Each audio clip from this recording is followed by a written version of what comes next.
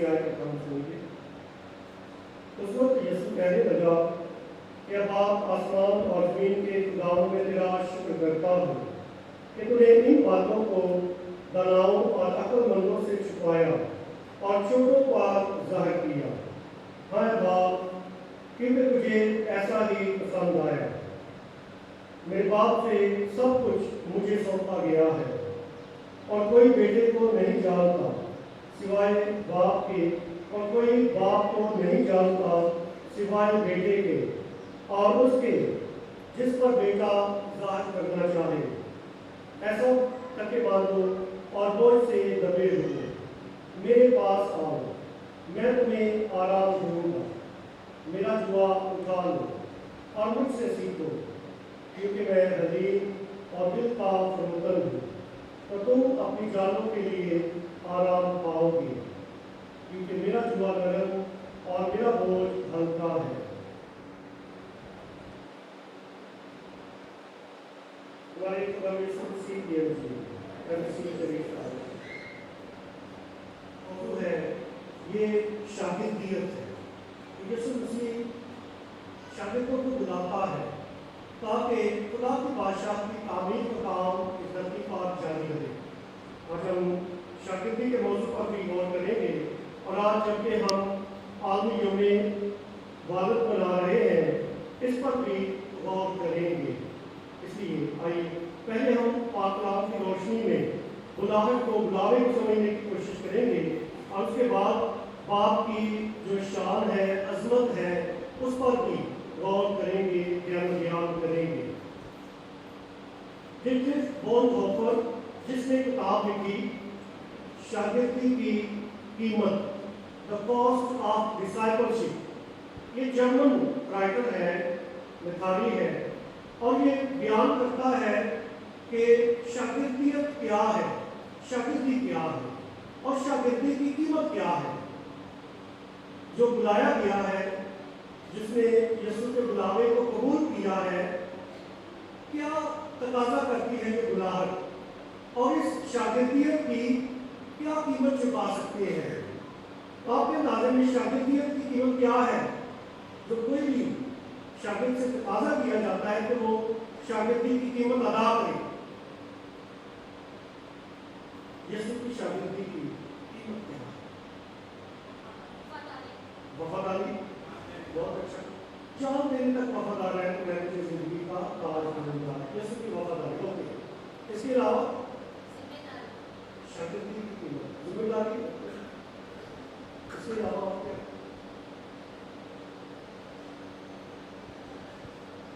تھوڑا سا ایک ہنٹ دیتا ہوں۔ سب سے پہلے رسولوں کی زندگی پر غور کریں کہ انہوں نے کیا قیمت چکائی، کیا قیمت ادا کی شاگردیت میں۔ سب کچھ چھوڑ دیا، بہت اچھا۔ سب سے پہلا عمل کہ انہوں نے یسوع کے بلاوے پر سب کچھ چھوڑ دیا۔ اس بائک نہیں چھوڑتا تھا۔ اس کے علاوہ اور کیا؟ جب سب کچھ چھوڑ دیا، ماں باپ، بہن بھائی، جائیداد، تو اس کے بعد نیکسٹ اسٹیپ کیا ہے؟ یسوع کے پیچھے چلنا۔ اوکے، کیسے چلنا؟ یسوع نے دعوت دی کہ اگر کوئی میرا پیرو ہونا چاہے تو اپنی سلیب اٹھائے، ہر روز اپنی سلیب اٹھائے اور خود انکاری کرے اور میرے پیچھے ہے۔ سلیب جو ہے یہ شاگردی کی قیمت ہے، سلیب۔ اور بونہوفر جو ہے وہ بیان کرتے ہیں شاگردی کی قیمت کہ مسیح زندگی مصلوبیت کی زندگی ہے۔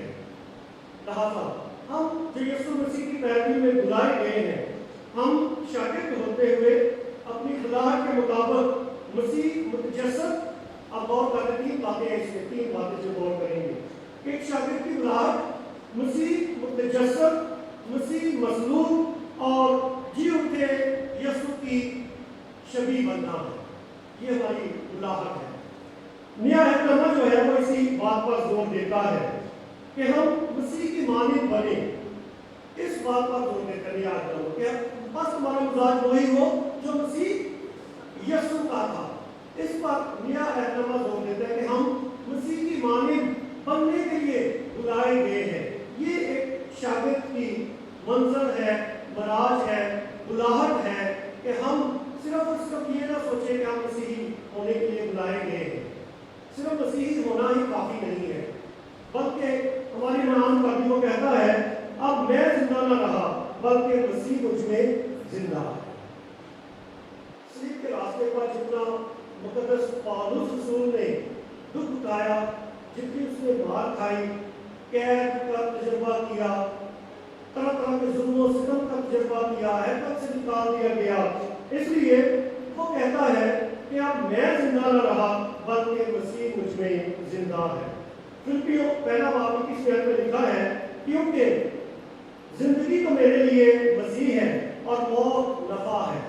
یہ ایسے مسیح مرکزیت اس کی زندگی ہے کہ اس کی زندگی کا محور اور مرکز یسوع مسیح ہے. اس لیے وہ کہتا ہے جینا میرے لیے مسیح ہے اور مرنا میرے لیے نفع ہے. یہ اتنا گہرا وہ یسوع مسیح کو اپنے اندر محسوس کرتا ہے کہ جیوٹا یسوع جو ہے وہ اس کے ساتھ ہے, اس کے اندر ہے اور اس میں بسا ہوا ہے. اس لیے وہ اپنے کلام سے, پرچار سے, گواہی سے ظاہر کرتا ہے کہ اب اس میں مقدس پالوس رسول کے مطابق 4-5 چیزیں ہیں جو ایک شاگرد سے تقاضا کیا جاتا ہے. سب سے پہلے یہ کہ جیسے یسوع چلتا تھا ویسے ہی چلنا, جیسے یسوع کرتا تھا ویسے ہی کرنا, اور جیسے یسوع محبت کرتا تھا ویسے ہی محبت کرنا, اور جیسے یسوع معاف کرتا ہے ویسے ہی معاف کرنا. یہ ایک شاگرد کی زندگی کا پروگرام ہے, ایجنڈا ہے, جس کو ایک لفظ میں سمجھا جا سکتا ہے اور وہ ہے تابع داری. جس نے کہا کہ اگر تم اسے پیار کرتا ہے میرے حکموں پر عمل کرے, حکموں پر عمل کرے, میری تعلیم پر عمل کرے. جیسی محبت باپ نے بیٹے سے کی ویسا ہی بیٹا اس محبت کو ہمارے ساتھ بانٹتا ہے, اور ہم سب اسی محبت کے بیٹے میں بلائے گئے ہیں کہ ہم اسی محبت کو ایک دوسرے کے ساتھ بانٹیں. اس لیے خدا یسوع مسیح جو بلاتا ہے اور کہتا ہے کہ سب تھکے ماندو اور بوجھ سے دبے ہو میرے پاس آؤ, میں تمہیں آرام دوں گا. میرا جوا اٹھا لو اور مجھ سے سیکھو. جوا کیا ہے؟ میرا جوا اٹھا لو. اس سے کیا ہوتا ہے؟ نوجوان نسل کو نہیں پتا, ان کے لیے ذرا آسان کرنے ہم نے پاک جیت کے الفاظ کو. یہ دعوت دیتا ہے کہ میرے پاس آؤ, میرا جوا اٹھا لو. وہ کہتا ہے میرا جوا نرم ہے اور میرا بوجھ ہلکا ہے. جب جوا جو ہے یہ کیا ہے؟ یہ جوا وہ نہیں جو کلابیں کھیلتے ہیں, وہ والا جوا نہیں ہے. تو یہ کیا ہے پھر؟ کیا ہے؟ اچھا جی, پہلے تو کیا ہے 10 منٹ تک گھیرے کھیل. ہاں جی, تک گھیرے کھیلے. اچھا تک گھیرے کسی کا جوا ہوتا ہے, ہم لوگ پنجابی سے کہتے ہیں پنجابی. انہوں نے لمبے لمبے رکھی جاتی ہے حلوان واسطے, ٹکیاں کی پاؤں کے اتنے رکھی جاتی ہے پنجابی. اس کے لیے لفظ جوا استعمال ہوا ہے اردو زبان میں. مائی یوک, انگریزی زبان میں لفظ ہے York. My York is light. اچھا, اب یہ یوک یا پنجابی یا جوا جو ہے اس سے کیا مراد ہے؟ جیسے کہتے ہیں میرا جوا جو ہے وہ نرم ہے, مائی یوک از لائٹ, اس کا کیا مطلب ہے؟ حالانکہ یسوع کی جو صلیب اٹھانی ہے وہ کوئی آسان کام نہیں ہے. تو گیم سارا کے باہر پٹے پٹے پالو, پانی پلا دو اور پھر اس میں لیکن جو یسوع مسیح کہتا ہے کہ میرا جوا نرم ہے, میرا بوجھ ہلکا ہے, اس کا کیا مطلب ہے؟ کہ اس میں آرام ہے, اس میں تسلی ہے, اس میں ہمیشہ کی زندگی ہے. جو میری صلیب اٹھاتا ہے, جو اس صلیب کے بوجھ کو اٹھاتا ہے, اس میں راحت ہے, اس میں ہمیشہ کی زندگی ہے. یہ اس کا مطلب ہے.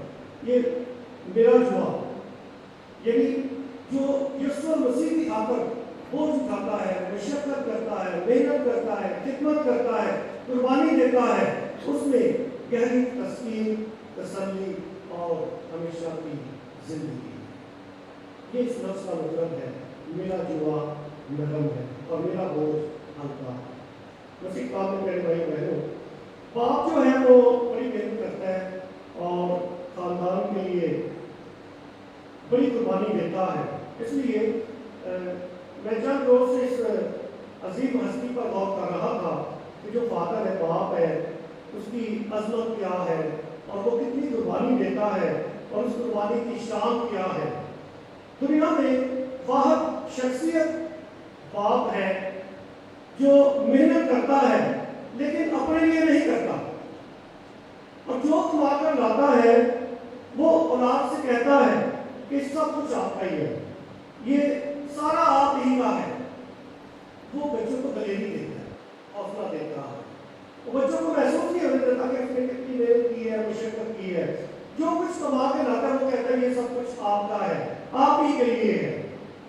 لہٰذا باپ کے مرتبے کو، باپ کی عظمت کو اتنا چھوٹا مت سمجھے، اس کا مرتبہ، اس کا مقام بہت اعلیٰ ہے۔ باپ وہ عظیم ہستی ہے جس کے پسینے کی ایک بوند کی قیمت بھی آپ ادا نہیں کر سکتے۔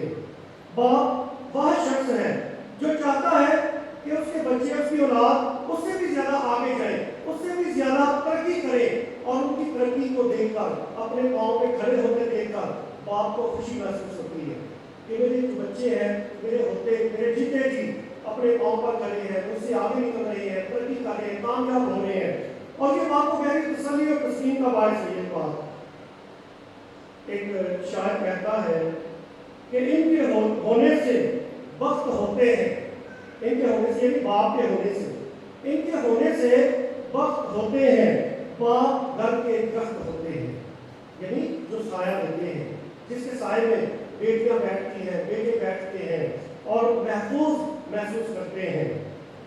چاہے کتنا ہی برا کیوں نہ ہو جائے باپ، گھر کا وہ مضبوط ستون ہوتا ہے۔ گھر جو ہے، ایک تو ہے کہ دیواروں اور پلرز پہ خراب ہے، اس کا مکان کہتے ہیں، لیکن جو گھر ہے وہ ماں اور باپ سے بنتا ہے، اور باپ جو ہے گھر کا مضبوط ستون ہوتا ہے۔ ایک پنجابی کا کتا ہے باپ کی شان میں، پیو دی ہلا شیری شیر بنا دیندی، پیو دی ہلا شیری بنا دیندی، شیر بنا دیندی، کنڈ تے تھاپی مار دلیر بنا دیندی، وکھرے جگ تو لاڈ محبت وکھری ہے، دنیا پھر لو پیو دی شفقت وکھری ہے۔ مسیح خان نے رہبائی پہلو باپ جب بڑے لاڈ میں جاتا ہے، بیٹیاں بیٹے وہ اس کے کندھوں پر بیٹھ جاتے ہیں، کبھی باپ کو کہتے ہیں گھوڑا بنو ہم کے اوپر بیٹھ جائیں آپ کے، وہ بچوں کو بڑے لاڈ میں جاتے ہیں، ان کے ساتھ کھیلنا، ان کو وقت دینا۔ اور آج کا جب کہ سائنس اور ٹیکنالوجی کا دور ہے، سوشل میڈیا کا دور ہے، باپ کے لیے یہ بھی سوچنے کا بڑا وقت ہے، کیا آپ آج کل کے دور میں اپنے بچوں کو وقت دیتے ہیں، ان کے ساتھ کھیلتے ہیں، ان کو وقت دیتے ہیں؟ کیونکہ بہت مشکل ہے، چونکہ یہ ڈیوٹی بہت بھاری ہے، مثال کے طور پہ عام طور پہ 8 گھنٹے ہیں، لیکن پاکستان میں بہت سے ایسے کام بھی ہیں جو 10 گھنٹے 12 گھنٹے بھی ڈیوٹی دینی پڑتی ہے، اور اس کے بعد آپ کے بچوں کو وقت دینا شاید آپ کو مشکل محسوس ہوتا ہے، لیکن آپ کی ذمہ داری میں شامل ہے کہ بچوں کو وقت دیں۔ ایک دفعہ کا وقت ہے کہ ایک ٹیچر نے ایک پیپر چیک کرنا شروع کیا، اسکول کے بچوں کے وہ پیپر چیک کر رہی تھی، اور ایک پیپر چیک کرتے کرتے ان کی آنکھوں میں آنسو آ گئے اور وہ ٹیچر رونے لگی۔ تو اس کے شوہر نے پوچھا کہ کیا ہوا ہے، آپ پیپر چیک کر رہی ہیں اور ساتھ ساتھ رو کیوں رہی ہیں؟ اور اس نے بتایا کہ ایک بچہ ہے میری کلاس کا، اس نے لکھا ہے کہ کاش میں ٹی وی ہوتا، اور میرا باپ جو اتنا زیادہ ٹی وی دیکھتا رہتا ہے وہ مجھے دیکھتا، مجھے وقت دیتا، مجھے توجہ دیتا، کاش میں ٹی وی ہوتا۔ اس نے کہا کہ یہ تو سن کر وہ بھی بہت پریشان ہوا اور کہنے لگا کہ یہ کس کا پیپر ہے، یہ کس نے، کون سے بچے نے لکھا ہے؟ اور اس نے اس کو پیپر دیا اور بولا کہ نیچے نام پڑھے۔ اس نے کہا کہ یہ آپ کے بیٹے کا پیپر ہے، وہ میری کلاس کا اسٹوڈنٹ ہے، وہ آپ کا بیٹا ہے جس نے یہ لکھا ہے کہ کاش میں ٹی وی ہوتا اور میرا باپ مجھے دیکھتا اور مجھے وقت دیتا، مجھے توجہ دیتا۔ مسیح قانون کے بارے میں بہت سے باپ مثالی باپ ہیں جن کی خوبصورت شخصیت جو ہے بچوں کے لیے رول ماڈل ہے، نمونہ ہے. کیونکہ بچے توقع کرتے ہیں، ان کی تربیت کے لیے، ان کی پرورش کے لیے ضروری ہے کہ آپ اپنے بچوں کو وقت دیں، ان کے ساتھ کھیلیں کودیں، ان کے ساتھ ہنسی مذاق کریں، دوستانہ رویہ اپنائیں. جو بیسٹ رویہ ہے، بہت اچھا رویہ، وہ یہ دوستانہ ماحول میں بچوں کے ساتھ وقت گزارنا، ان کی حوصلہ افزائی کرنا، تاکہ ان کی اچھی تربیت ہو، ان میں کانفیڈنس آئے، ان میں خود اعتمادی آئے، اور وہ اپنی چھپی صلاحیتوں کو نکالیں، دریافت کریں. تبھی وہ اچھے ذمہ دار شہری اور ذمہ دار بیٹے اور بیٹیاں بن سکتے ہیں.